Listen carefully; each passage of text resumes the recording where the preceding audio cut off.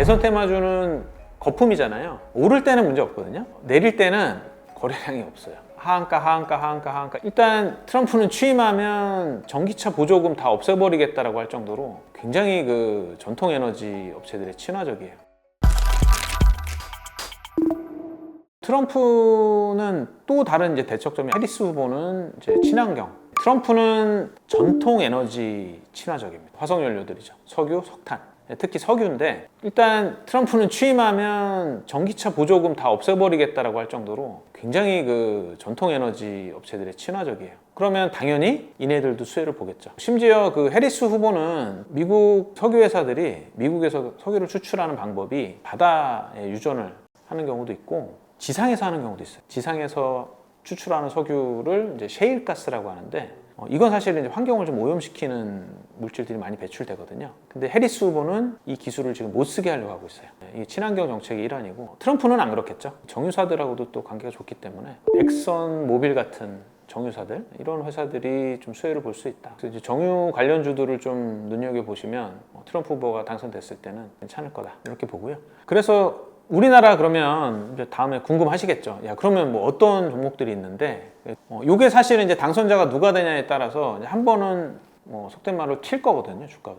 이런 종목들을 보면 해리스 후보는 뭐 마리화나 관련주, 그다음에 낙태 관련주 이런 것들이 이제 관련 수혜주로 언급이 되고요.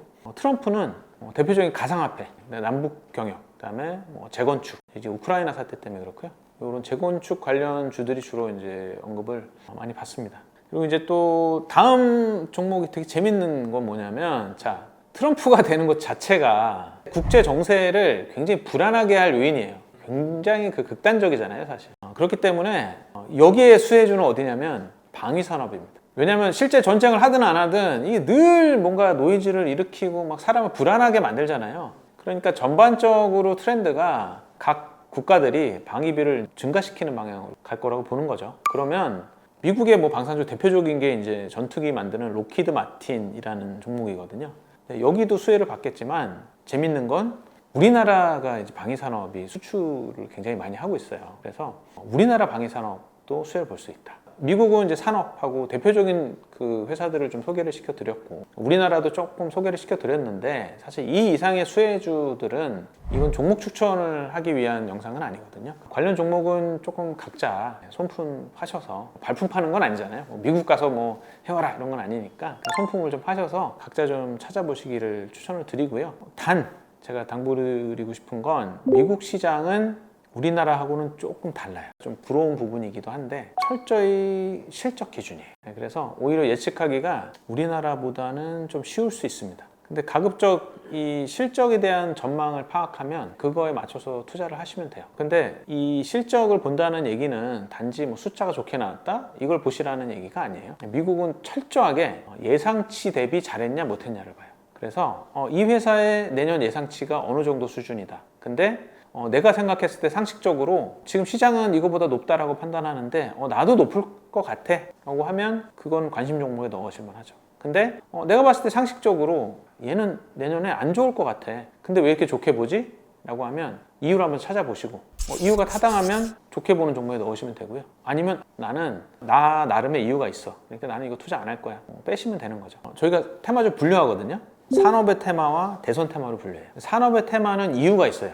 산업의 테마 어떤 거냐면 예를 들면 2차 전지, 신재생, 그리고 뭐 예를 들어 바이오 중에서 뭐 항암제 뭐 이렇게 딱 세분화돼요. 뭐 진단 키트 이런 것들은 논리적으로 이 회사가 잘 되겠다는 이유가 있어요. 근데 대선주들은 이유가 없어요. 이유를 어디서 찾냐? 지연, 혈연, 학연에서 찾아요. 논리 인과관계가 없다는 얘기예요. 혹시 대표님 주변에서도 정치 테마주 이런 거 좀 잘못 들어갔다가 뭐 탈나신 분은 혹시 없나요?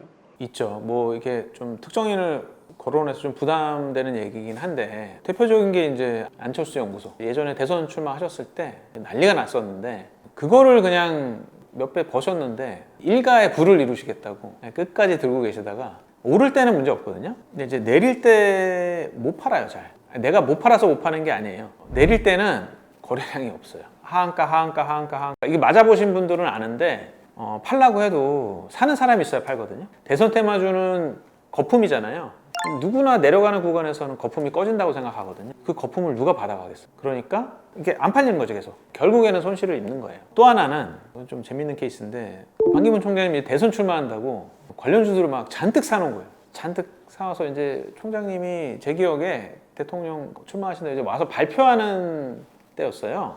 근데 갑자기 돌변하셔가지고 불출마 선언을 하셨어요. 불출마 됐으니까 어떻게 해요? 다 팔고 싶잖아요. 자, 팔 때는 이미 살 사람이 없어요. 한국의 주식시장 자체가 아까 말씀드린 그 산업의 테마를 따라서 이동하는 성향이 굉장히 강해요. 저희가 하는 거는 사실은 이 산업의 테마가 시장이 어디로 가고 있는지 계속 모니터링을 하거든요. 그래서 이제 그거에 좀 이렇게 기반으로 해서 저희 고객사들한테 전략을 이렇게 짜거나 조언을 많이 드리는 편이고, 반면 이제 정말 뭐 생각지도 않았는데 갑자기 대선 테마가 됐다? 그럼 이거는 기업 입장에서는 기업한테 안 좋아요. 정상적인 사고를 가진 오너라면 주식이 그렇게 급등한다고 해서 팔 수가 없어요. 이 회사를 책임지고 있는 오너 입장에서는 본인이 팔면 그냥 남들한테 팔라고 시그널을 주는 것과 마찬가지라고 생각을 하시기 때문에 이게 팔기가 쉽지 않아요. 그러면 이제 주가가 갑자기 내가 의도치 않거든요, 다. 내가 원하지도 않고. 근데 갑자기 뭐 10배 뛰었어요, 10배. 2,000원 했는데 2만 원이 됐어요, 2만 원. 근데 주가가 가라앉을 생각을 안 해요. 그러면 주가의 변동성이 엄청나게 커진 거잖아요. 우린 그대로고 실적도 그대로고 뭐 아무것도 없는데, 직원들이 만약에 뭐 주식을 갖고 있으면 좀 팔고 나가면 뭐 그거는 좀 다행스러운 결과인 건데, 안 그런 경우가 사실 더 많답니다. 그리고 나중에 어떻게 되냐면 이게 다 빠지잖아요.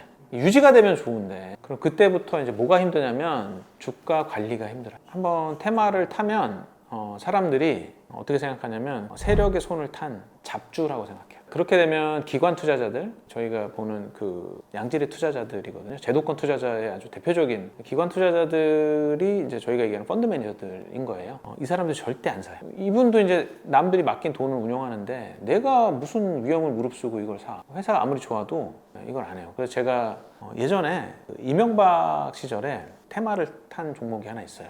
굉장히 견실한 기업인데 어디냐면 그게 삼천리 자전거예요. 자전거 기업이잖아요. 근데 이명박 정부 때 이제 자전거를 정책적으로 밀었단 말이에요. 근데 이명박 대통령이 자전거를 타고 나타난 거예요. 난리가 난 거예요. 이제 완전 뭐 그냥 주가가 막 엄청나게 올랐거든요.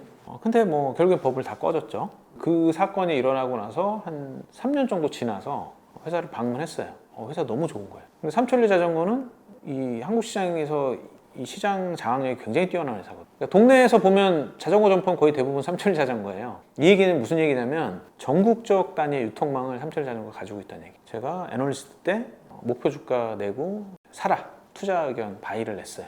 펀드 매니저들한테 사라라고 권유를 했더니 저한테 왜 이런 잡주를 들고 와서 나한테 이걸 사라고 하냐, 네 의도가 뭐냐, 회사에서 돈 먹었냐, 이런 얘기를 막 하는 거예요. 그래서 제가 계속 설득했죠. 저뿐만 아니라 삼천리 자전거에 있는 담당자, 저랑 같이 다니면서 투자자들 계속 만났어요. 그리고 실제 이제 분기별로 계속 실적이 성장하는 모습을 보여주고 그걸 논리적으로 설명을 해주니까 9개월 정도 지나니까 박시더라고요. 그때부터는 진짜 이 회사 좋은 회사구나 믿기 시작을 하신 거죠. 왜냐면 경영진은 뭐 굉장히 훌륭하시거든요. 더군다나 삼천리 자전거는 굉장히 그 특이했던 건 주가가 엄청나게 급등을 하고 있었는데 거기서 갑자기 회사가 유상증자를 불러버려요. 유상증자는 주가의 악재거든요.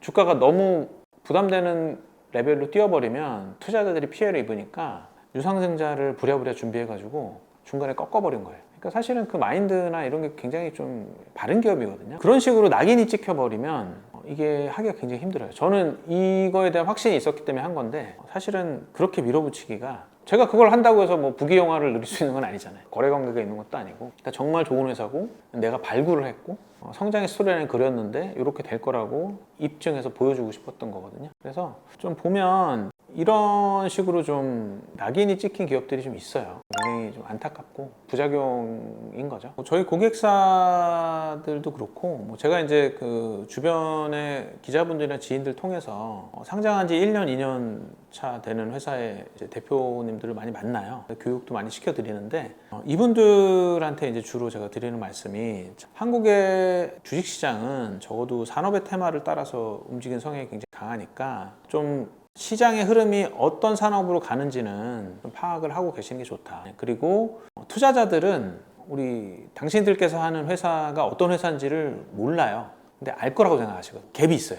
그러니까 본인들은 우리를 아는 투자자가 굉장히 수가 많을 거라고 생각하시는데 사실은 상장하고 나면 투자자들은 거의 다 잊어버리거든요. 그렇게 많지 않습니다. 그리고 상장을 하고 나서 그러면 우리가 어떤 회사다를 투자자들한테 알려야 돼요. 이게 뭐 상장 과정에서 알리는 거하고 상장 이후에 알리는 단계로 나뉘거든요. 상장 과정에서는 우리를 다 아는 것 같아요. 왜냐하면 상장을 하니까 시장에 주목을 받잖아요. 없던 회사인데 이번에 새로 들어와. 이거 이제 신입이에요, 신입. 우리 신입은 항상 주목을 많이 받잖아요. 2학년 되면 아무도 신경 안 쓰잖아요. 나중에 어떻게 돼요? 학교에서 쟤 뭐 우리 학교야? 우리 과야? 이렇게 되는 거 비슷해요.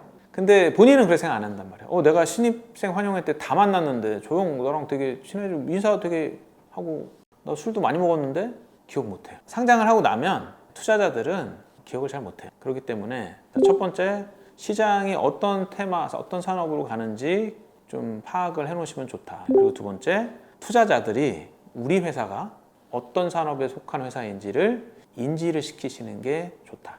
그러면 뭐 그걸 위해서는 이제 PR도 하시고 뭐 IR도 하셔야 되고 이런 것들이 있는 거죠. 산업의 테마가 있으면 그 테마를 적극적으로 알리셔라. 최첨단 산업이나 뭐 신재생, 요즘 이제 AI 이런 거 관심 굉장히 많거든요. 그래서 그런 쪽을 뭐 새롭게 준비를 하시거나 아니면 기존에 했는데 여기에 연관이거나 이런 부분이 있으면 좀 과감히 외부에 알리시는 거 굉장히 저는 중요하다고 보고요. 그게 결국에는 이제 투자자의 인지를 바꾸고 그래서 이 종목도 관련주네?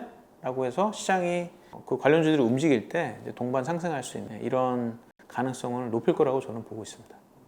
뭐 계속해서 이제 영상을 저희가 이제 업로드를 하고 있는데 일단 저희 목적은 사실은 투자를 하시는 분들한테도 도움이 되고 투자를 받으시는 분들한테도 도움이 되는 그런 어떤 정보들을 좀 전달해 드리는 게 그 저희의 뭐 1차적인 목적입니다. 그래서 그 부분으로 조금 앞으로도 계속해서 좀 고민을 해서 영상을 올리도록 하겠고요. 이 영상이 도움이 되셨다면 마지막 구독과 좋아요 항상 좀 꼭 부탁을 드리겠습니다.